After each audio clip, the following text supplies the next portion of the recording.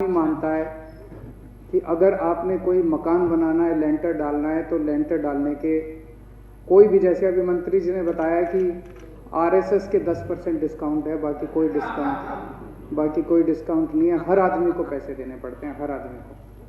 और बताते हैं 5,000 से 10,000 करोड़ रुपए सालाना का ये लेंटर का ही घोटाले का अमाउंट है। केवल लेंटर का घोटाला अगर ये बंद कर दें नगर निगम वाले, तो 5 से 10,000 करोड़ रुपए का रेवेन्यू इनका इससे आ सकता है। और ये बीजेपी खुद भी मानती है।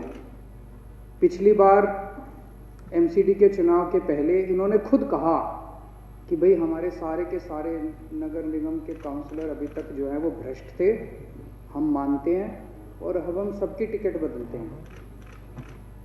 तो अगर तुमने टिकट बदली सबकी और तुमने खुद जनता के सामने माना कि सारे के सारे भ्रष्ट थे, तो 2-4 लोगों को जेल में तो भेजना चाहिए था, 2-4 लोगों को सजा तो देनी चाहिए थी, ताकि जो नए आए उनके ऊपर एक ये रहे कि भाई जैसे पुराने वाले जेल गए वैसे तुम भी जेल जाओगे। अगर अब ये नए वालों को लग रहा है यार होता तो कुछ है नहीं, टिकट कटनी है। अब ये पद्धति बन रही है बीजेपी के अंदर कि भाई 5 साल का मौका मिलेगा, 5 साल में जो लूटना है लूट लो। ये जो नए वाले आए हैं, 1 साल बच गया, लोग बताते हैं, मेरे पास आते हैं जी, जम के लगे हुए हैं, मतलब कोई सीमा ही नहीं है कि भाई 1 साल है, इस बार इनकी भी टिकट कटनी है, सबको नई टिकट मिलनी है। सारे ये नए वाले भी लगे हुए हैं। तो ये खुद ही मानते हैं कि बहुत ज़्यादा घोटाला इनके काउंसलर कर रहे हैं। नहीं तो एक काउंसलर जब काउंसलर बनता है तो साइकिल पे चलता है और 1 साल के अंदर उसकी बड़ी बड़ी गाड़ियाँ आ जाती हैं। वो कहाँ से आता है? बड़े बड़े बंगले बन जाते हैं, ज़मीनें आ जाती है, कहाँ से आता है ये सारा पैसा? ये 2,500 करोड़ किसका पैसा था? ये सफाई कर्मचारियों का पैसा था। इससे सफाई कर्मचारियों के सारे एरियर, बेचारे सफाई कर्मचारी कब से अपने एरियर के लिए लड़ाई लड़ रहे हैं। अगर ये 2,500 करोड़ का घोटाला नहीं होता तो ये सफाई कर्मचारियों को उनकी तनख्वाह मिल सकती थी, उनको उनके सारे एरियर मिल सकते थे। अगर ये 2,500 करोड़ का घोटाला नहीं होता तो जो डॉक्टर, जिनको डॉक्टरों को 3-3, 4-4, 6-6 महीने से तनख्वाह नहीं मिल रही, जिन्होंने बेचारों ने कोविड के टाइम पे अपनी जान दांव पे लगा के लड़ाई लड़ी, जनता की सेवा की, उन सबको उनकी तनख्वाहें टाइम पे मिल सकती थी। दिल्ली सरकार एक पैसा बचा रही है, एक पैसा। हम हर चीज में एक पैसा बचाते हैं।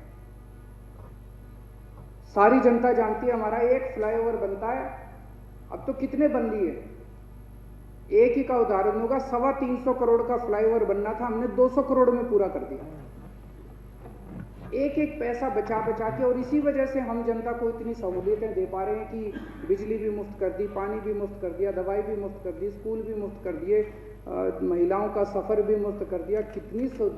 वो इसीलिए क्योंकि हम एक पैसा बचा रहे हैं। और इन्होंने एक पुल बनाया, वो रानी झांसी फ्लाईओवर कितने का बनना था? नहीं, 180 करोड़ का बनना था, 187 का, और शायद 730 करोड़ का बना, पूरा हुआ। बनते 187 करोड़ का फ्लाईओवर जो बनना था वो बन के 730 करोड़ का पूरा हुआ। हमारा 325 करोड़ का फ्लाईओवर 200 करोड़ का पूरा हुआ। फिर कहते भ्रष्टाचार नहीं है एमसीडी के अंदर। बताओ, ये भ्रष्टाचार नहीं तो और क्या चीज है? इतना भ्रष्टाचार कर रखा है, अगर यहाँ पे गिनाने लग जाए तो पूरी रात बीत जाएगी यहाँ पे। ये सारा पैसा जनता का पैसा है, जनता टैक्स देती है। दिल्ली की जनता कड़ी मेहनत करके, रात दिन मेहनत करके, अपने बच्चों का पेट काट के नगर निगम को टैक्स देती है। उस जनता के पैसे की चोरी हुई है।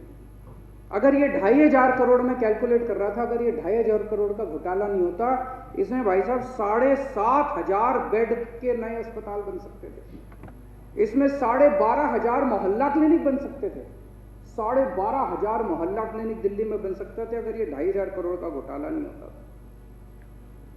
लेकिन बड़े दुख की बात यह है कि जब सीबीआई की मांग करने के लिए जब राघव चड्ढा, उन्होंने कहा मैं अमित शाह जी से मिलने के लिए जा रहा हूं, तो उनके घर पहुंच गई सारी दिल्ली पुलिस। बलात्कारियों को पकड़ने के लिए पुलिस नहीं जाती, राघव चड्ढा को पकड़ने के लिए दिल्ली पुलिस ने इनको इनके घर से गिरफ्तार कर लिया। दिल्ली पुलिस ऋतुराज को भी किया था। 6 लोगों को उनके घर से गिरफ्तार कर लिया। बताओ, क्या अमित शाह जी से देश की जनता नहीं मिल सकती? चुने हुए प्रतिनिधि नहीं मिल सकते? अगर अमित शाह जी भी इनके साथ बैठ के एक कप चाय पी लेते तो इनका बड़ा अच्छा इनका मन लगता।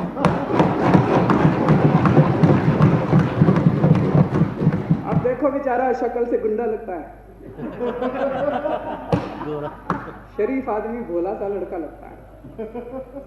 अमित शाह जी का क्या बिगाड़ लेता है? बैठ के चाय पी लेते बच्चे के साथ। बच्चे के साथ बैठ के चाय पी लेते, खुश हो जाता।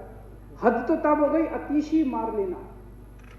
पूरी दुनिया इनके काम की चर्चा करती है कि इस महिला ने गजब का काम किया है शिक्षा के ऊपर, देश के लिए इतना बड़ा कंट्रीब्यूशन किया है।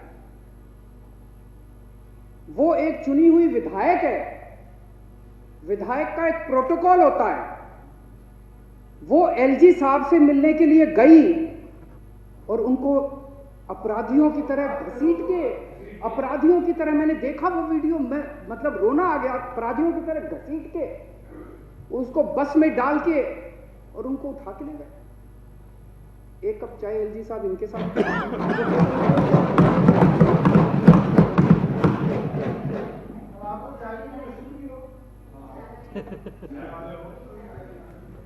तो ये तो सही नहीं है। आप कह रहे हो कि अगर ये घोटाला साबित हो गया तो मैं इस्तीफा दे दूंगा। सीबीआई की जांच करा दो। सीबीआई तो आप ही के पास है। सीबीआई की जांच क्यों नहीं कराते? हम छाती ठोक के कह रहे हैं हमारी सारी फाइलों की सीबीआई ने जांच कर ली। सीबीआई ने मेरे दफ्तर पे रेड मारी, सीबीआई ने मेरे घर पे रेड मारी, इनकम टैक्स वाले ने 2 बार इसकी रेड मार ली, सतेंद्र जैन की रेड करी, 2 बार आ चुके इसके यहाँ। सतेंद्र जैन के यहाँ 2 बार रेड मार चुके। हमने तो हमेशा उनको चाय पिलाई, जब सीबीआई वाले उनको भी चाय पिलाई और जब इनकम टैक्स वाले आए उनको भी चाय पिलाई। हमने कभी मना नहीं किया, क्योंकि दाल में कुछ काला है ही, दाल पूरी साफ है, दिल में कुछ काला नहीं है।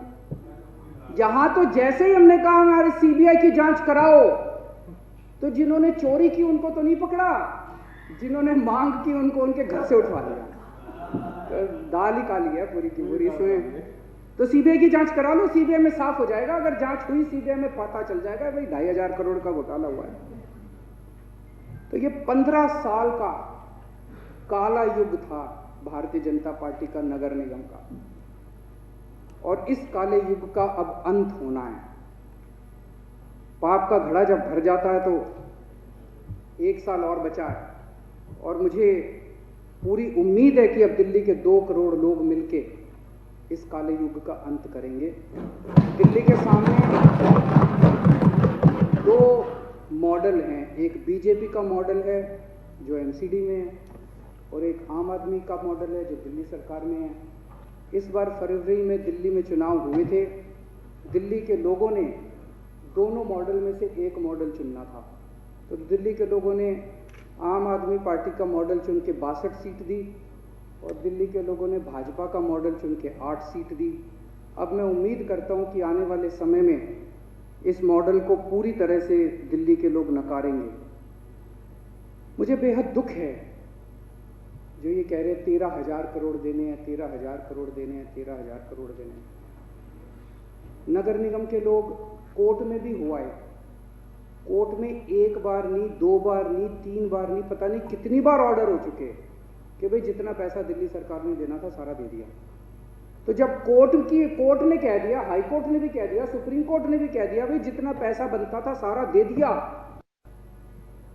तो अब ये जब आ रहे हैं तो कह रहे जी 2,500 करोड़ तो खा लिया, और दे दो, और दे दो, 13,000 करोड़ और दे दो, 1 ही साल बचा है, 1 ही साल बचा है जी, जल्दी दो, जल्दी दो, 13,000 करोड़ बचा है और दे दो।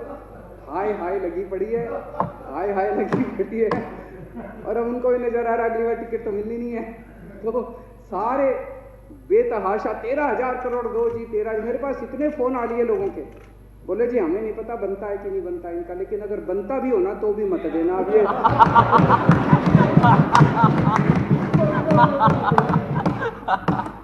ये सारा पैसा खा जाएंगे। बहुत दुख होता है कि अभी एमसीडी पे, तीनों एमसीडी पे ताला लगा है। ना तो वहाँ कमिश्नर हैं और ना वहाँ मेयर हैं। मेयर यहाँ धरने पे बैठे हैं और कमिश्नरों को तो इन्होंने नियुक्ति नहीं कर रखी। तो तीनों एमसीडी के ऊपर ताला लगा पड़ा है। दिल्ली की जनता का क्या होगा, हमें बहुत दुख होता है। मैं दिल्ली की जनता से अपील करना चाहता हूँ कि 1 साल के बाद चुनाव हैं, अब बस बहुत हो गया। इन लोगों का ड्रामा, इन लोगों की नौटंकी, इन लोगों की राजनीति, गंदी राजनीति, अब इससे दिल्ली की जनता त्रस्त हो चुकी है। इसको ख़त्म करना चाहती है और मैं उम्मीद करता हूँ कि अगले साल जब भी चुनाव होंगे, इससे दिल्ली की जनता को मुक्ति मिलेगी। जो सौरभ भारद्वाज ने प्रस्ताव रखा है उसका मैं पूरी तरह से समर्थन करता हूं। अब श्री सौरभ भारद्वाज जी माननीय सदस्य द्वारा प्रस्तुत संकल्प सदन के सामने है।